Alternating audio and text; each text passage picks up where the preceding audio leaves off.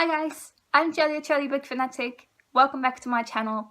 Today I'm going to talk to you about the books I read in November. I read a total of 10 books in November, which is less than I normally read, but I'm still very happy with it. So let's get talking about these books. The first book I want to talk to you about is Lair of Dreams, which is the second book in the Divinest series by Libba Bray. This series has LGBTQ+ elements in it, as well as people of color.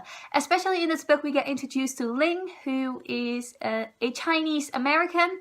And we also have a black main character in this book, Memphis, and there is a character called Henry who is homosexual. The Diviners is a YA fantasy series and it takes place during the 1920s. It is actually historical fiction but with a mix of fantasy because there are ghosts and demons and magic and magical powers in these books.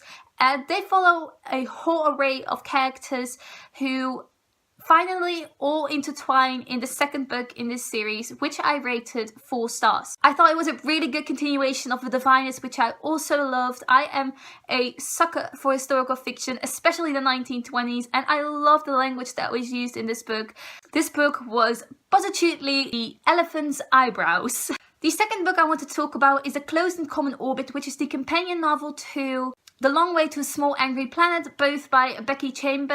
I wasn't a fan of this companion novel. I rated only 3 stars, whereupon I rated The Long Way to a Small Angry Planet 4 stars because I loved it so much. This companion novel doesn't follow the same characters. It follows 2 minor side characters, well, a major and a minor side character from the first book. But I wasn't a fan of those characters. I didn't like how it played out. Almost nothing happened. I didn't connect to the characters the way I did in the first book.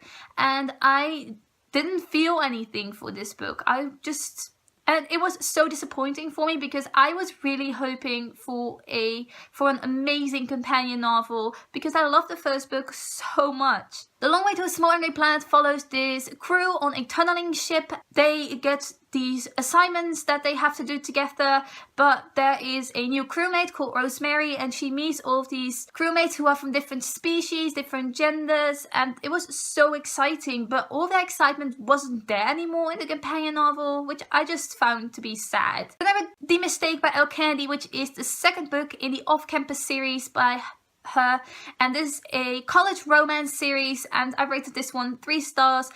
Again, I love the first book a deal. I honestly thought I was going to love this new adult series because I love college romances and I was looking for a new adult series that I would love, like I did the Summer series by C.J. Duggan.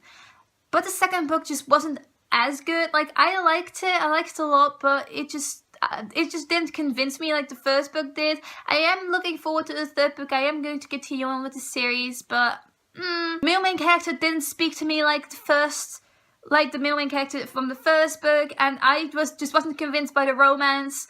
It all was kind of weird and a lot of drama. My favorite book of the entire month was probably The Midnight Star by Marie Lu, which is the 3rd and final installment in a Young Elite trilogy. This book has LGBTQ+ elements as well as people of color in it. The Young Elites follows Adelina, who is descending into villainy throughout this trilogy, and she meets these people who seem to have the same powers she has. She has the powers of creating illusions, and the other people have powers of healing, creating rain and thunder, and just a lot of really cool powers. And they are trying to create a better life for people who have powers because they are kind of discriminated against. And I feel like this was the perfect ending to this trilogy for me. I was not convinced at first, but after a night of sleeping on it and thinking about it, I am positively sure that I love this ending. I thought it was the perfect ending. It's so bittersweet and I couldn't have hoped for a better ending. I can't wait for Marie Lu to bring out more books like this series because genuinely I don't think I have another series I am as positive about as this one. Let's talk about Heir of Fire, which is the 3rd book in the Throne of Glass series by Sarah J. Maas. I rated this book 2 stars. Yes. I don't think the series is for me. I am going to continue on with the series because I cannot fathom how people love this series so much. I don't see it. I thought it was going to be exciting. I liked the first book. which is why I wanted to read the second book that heavily disappointed me because it was so slow paced.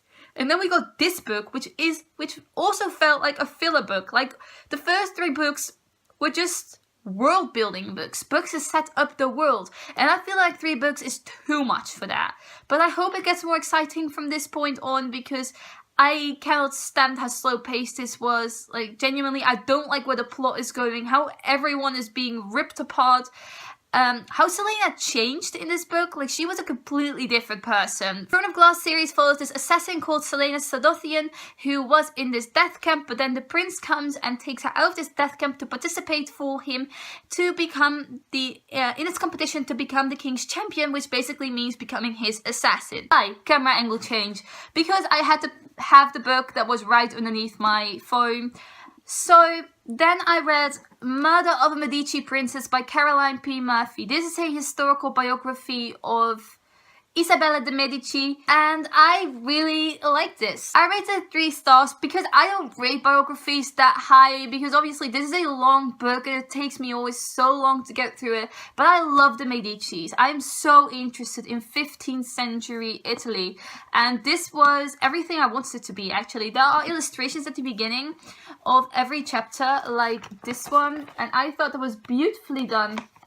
I really liked seeing all of these buildings from that time period and seeing where Isabella was, and I liked how I got to know a lot of her correspondence in her letters. Like, there went a lot of research into this book, and I feel like I have learned a lot about the Medicis and about the time period and about architecture. I also read another Patrick Ness book, A Monster Calls, which is his middle grade book, and I rated this one 1 star. Again, I don't get what people get from this. Like, I didn't read an edition with illustrations, I have to say that, but without the illustrations, I felt like there was nothing left of this story. I didn't get the symbolism in it. This story is about a little boy who has a mom who has cancer, and then he sees this monster at night who is going to tell him 3 stories, and the 4th story, little boy has to tell the monster himself, and it has to be the truth. And I genuinely didn't get what the monster was supposed to be and what those 3 stories even meant. I didn't agree with the monster's reasoning either. Like, I was genuinely shocked by what he was trying to tell. Yeah, I just didn't get it. I didn't get the story. I didn't get the symbolism. I didn't get what Patrick Ness was trying to convey with the story. Again, middle grade. Middle grade is ruining my life. Another 3-star books was Sleeping Giant, which is the first book in the Themis Files series by Sylvain Neuvel. I also like how the author's name isn't on here, but just on the spine. I love this cover, which is why I bought it, but I also saw it on another booktuber's channel, and that is why I became interested in it in the first place. But when I saw the cover, I needed this. This is a book formatted through interviews, and it follows this research of a robot and its assembling of this robot and finding the parts of it. And that's basically what this whole book is about.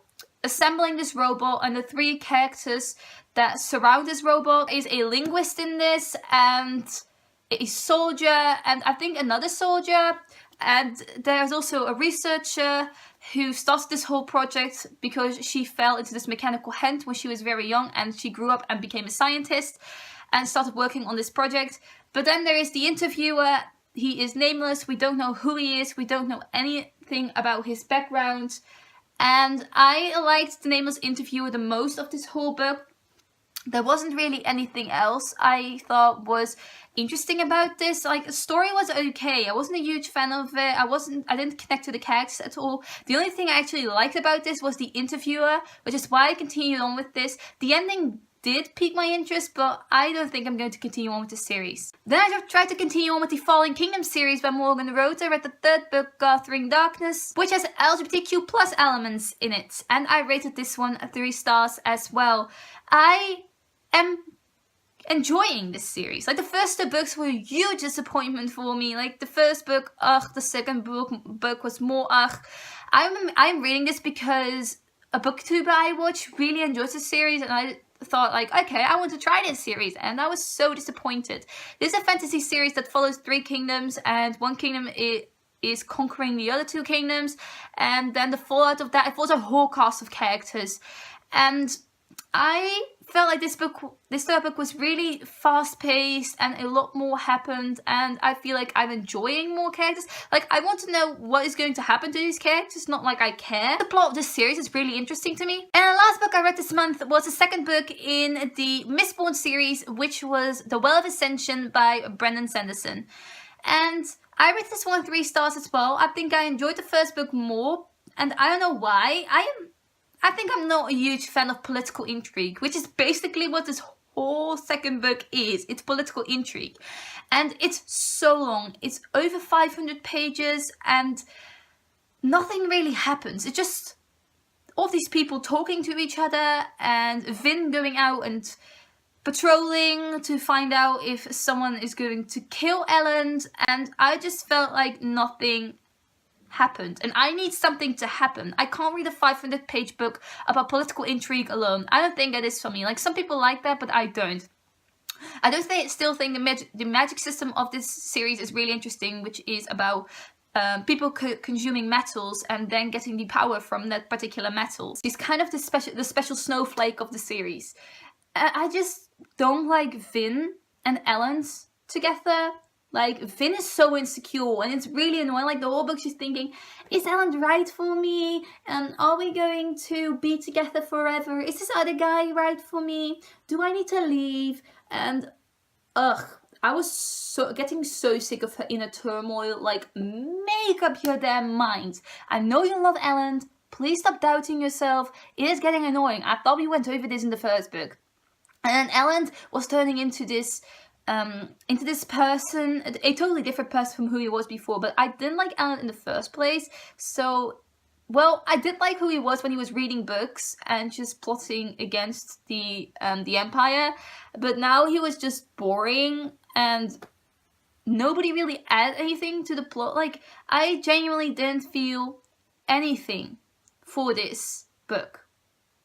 Like, I still rated it highly because I enjoy the premise of this series and I enjoyed the characters in the first book, and I feel like I owe him something because of that.